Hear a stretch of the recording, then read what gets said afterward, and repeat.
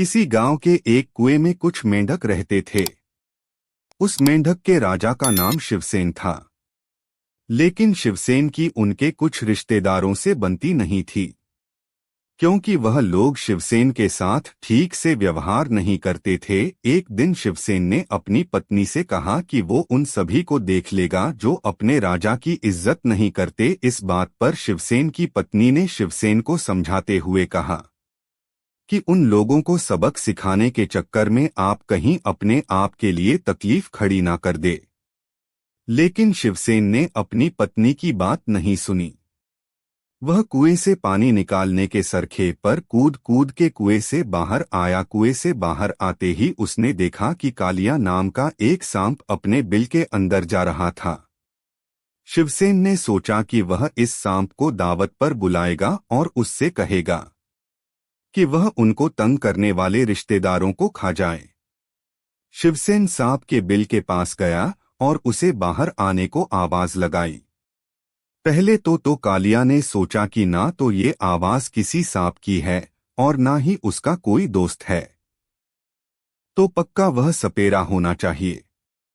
ऐसा सोचकर कालिया ने कोई जवाब नहीं दिया। तभी फिर से आवाज आई कि हे कालिया, मैं मेंढक का राजा शिवसेन हूँ, मैं तुमसे दोस्ती करने आया हूँ। यह सुनकर कालिया ने कहा कि यह नामुमकिन है, आग और पानी की दोस्ती नहीं हो सकती। कालिया को जवाब देते हुए शिवसेन ने कहा कि माना कि हम जन्मजात शत्रु हैं, पर मैं चाहता हूं कि तुम मेरे दुश्मनों को खा जाओ। कालिया ने पूछा कि उनके दुश्मन कौन है, तो शिवसेन ने बताया कि उनके अपने रिश्तेदार ही उनके दुश्मन हैं और वह उसी कुएं में रहते हैं जहां वह खुद रहता है। शिवसेन की इस बात पर आपत्ति जताते हुए कालिया ने कहा कि अगर तुम कुएं में रहते हो तो मैं कैसे तुम्हारे साथ आ सकता हूं, और अगर आ भी गया तो जब तक मैं तुम्हारे दुश्मनों को मारूंगा तब तक मैं कहाँ रहूंगा। कालिया के इस समस्या का समाधान बताते हुए शिवसेन ने कहा कि मैं तुम्हें कुएं में जाने का रास्ता भी बताऊंगा और वहां पानी की सतह से ऊपर रहने के लिए जगह भी बताऊंगा। थोड़ी देर तक कालिया ने सोचा कि वह बुढ़ा हो चुका है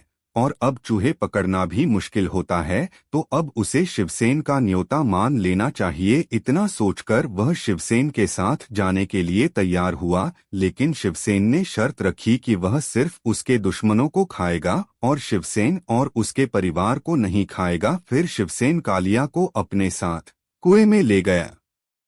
कुएं में रहने के लिए उसे एक बिल भी दिखाया और शिवसेन ने उसे उनके दुश्मन मेंढक भी बताए। यह सब करके शिवसेन खुश था कि अब उनके सारे दुश्मन एक एक करके खत्म हो जाएंगे और कुछ दिनों में कालिया सभी मेंढकों को खा गया। अब वहां शिवसेन के परिवार और उनके कुछ दोस्तों के अलावा कोई भी नहीं था, तो शिवसेन ने कालिया को बताया कि अब वह जमीन पर अपने बिल में जा सकता है। तो कालिया ने कहा कि अब तो वो बिल किसी और ने हथियार लिया होगा, इसलिए मुझे यहाँ रहना ही होगा और तुम मुझे यहाँ ले आए हो, इसलिए तुम्हें ही मेरे खुराक का बंदोबस्त करना पड़ेगा। तुम्हें तुम्हारे दोस्त या फिर परिवार में से मुझे हर रोज एक मेंढक खाने देना होगा। अगर तुमने ऐसा नहीं किया तो मैं सबको एक साथ खा जाऊंगा। अब शिवसेन को उसकी गलती का एहसास हुआ, पर तब तक तो कालिया ने शिवसेन के दोस्तों को खाना शुरू भी कर दिया था और एक दिन तो कालिया शिवसेन के बेटे को ही खा गया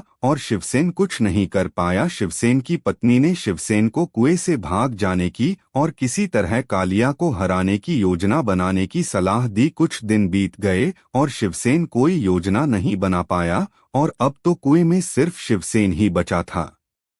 कालिया ने शिवसेन से कहा कि अब तो वो उसे भी खा जाएगा। तो शिवसेन ने कहा कि अगर तुम चाहो तो मैं बाहर जाकर दूसरे कुएं से सभी मटकों को तुम्हारे लिए ले आऊंगा। कालिया ने शिवसेन की बात मानी और वह उसी पल कुएं से निकलकर भाग गया और सोचने लगा कि अब वह किसी और कुएं में जाकर रहेगा। कुछ दिन बीत गए पर शिवसेन वापस नहीं आया, तो कालिया कुएं में रहती एक बूढ़ी चिपकली से कहा कि मोहतरमा, आप और शिवसेन पुराने मित्र हैं आप उसे ढूंढिए और कहिए कि वह वापस आ जाए। अगर वह दूसरे मेंढकों का बंदोबस्त नहीं कर पाया तो भी उसे नुकसान नहीं पहुंचाऊंगा, बस वह वापस आ जाए, मैं उसके बिना नहीं रह सकता। अपने पड़ोस के सभी कुएं देखने के बाद छिपकली को शिवसेन मिल गया और उसने शिवसेन को बताया कि उसका दोस्त कालिया आतुरता से उसके आने का इंतजार कर रहा है। तभी शिवसेन ने कहा कि एक मेंढक किसी खे साहब का भरोसा नहीं कर सकता। मुझे मेरी सजा और सबक दोनों मिल गए हैं। इस कहानी से हमें यह सीख मिलती है कि अपने कितने भी तंग कर ले पर वह पराये जितने जालिम कभी नहीं हो सकते।